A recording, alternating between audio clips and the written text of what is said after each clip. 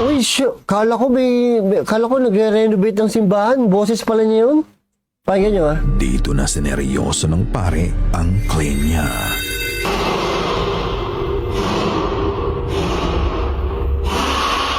Walang hiya mo yun.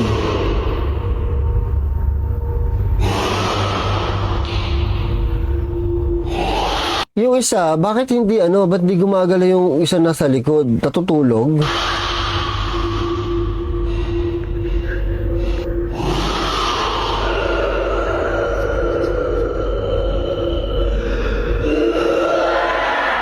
Uy, nakakatakot. Yung isa walang pakialam. Bahala ka, sabi ng isa, bahala ka sa buhay mo. Nagdadasal ako, wag mo ko istorbohin, sabi ng isa. Ala.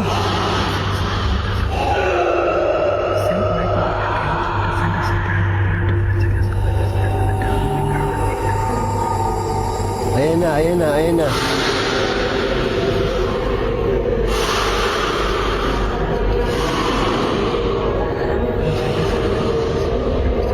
Siguro sanay sila na may nasasapian dyan. Ayan na, no, holy water na, pinaliguan.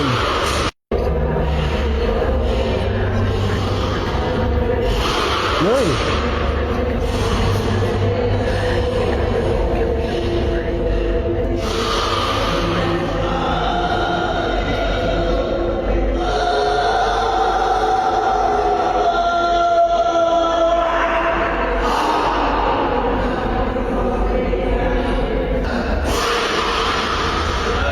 May kalbo.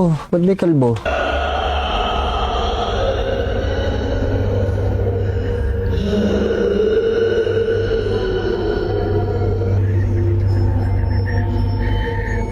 Ngayon ko lang nakita to, ah. May QR code yung simbahan, oh. So yung abuloy ba ngayon, gini-Gcash na lang? Kumbaga, online na rin yung pag-aabuloy sa simbahan. Halatang di ako nagsisimba, no?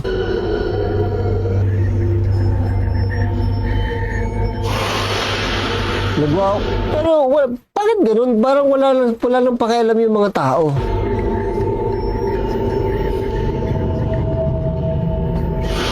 Ayan na, ayan na.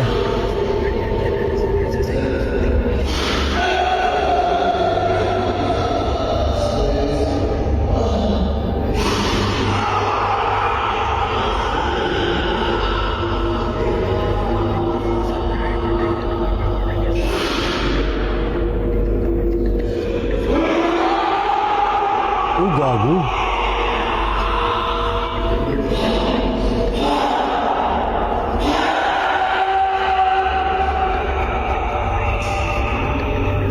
Gago, seryoso to. Natakot tuloy ako. Baka masapian ako, maging ganito ako, ha. Maririnig mo ang sigaw at hissing nito na parang hayop. Ayon nga sa kanya, natatakot sila na baka maging violent ito. Pero imbes na umalis ay Hindi, ha. Si nanay, hindi na natakot. Ito, hindi na natakot, oh. Tapang nga niya, baliwala, parang sanay na siya, eh. sama-sama nilang dinasalan ang lalaki. Ang lalo pang ikinatakot nila ay nang lapitan ng isang babae ang lalaki at nang buhusan niya ito ng holy water. Makikita mo ang violent reaction nito sa Baka Nigerian din yan, ha. kilos nga ng lalaki ay parang nilalabanan nito ang kung anong masamang espiritu na umatake sa katawan niya. Maya-maya pa ay dumating na din ang police officer So, pulis na kalbo. na nakausap niya para siguraduhin na wala itong gagawing masama sa ibang deboto na nasa simbahan.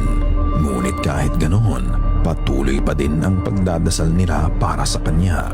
Ilang sandali pa ay dumating na din ang pare. Dito niya dinasalan ang lalaki upang paalisin ang nakasanib dito. Iba pa din ang kilos ng lalaki ngunit hindi nagtagal. Napakalma din ng pare ang lalaki. I was trying to light a novena when Novena. this began to happen. When I saw this man in torment, I knew that I had to sit down and pray for him too. This was actually going on for about 15 minutes or so.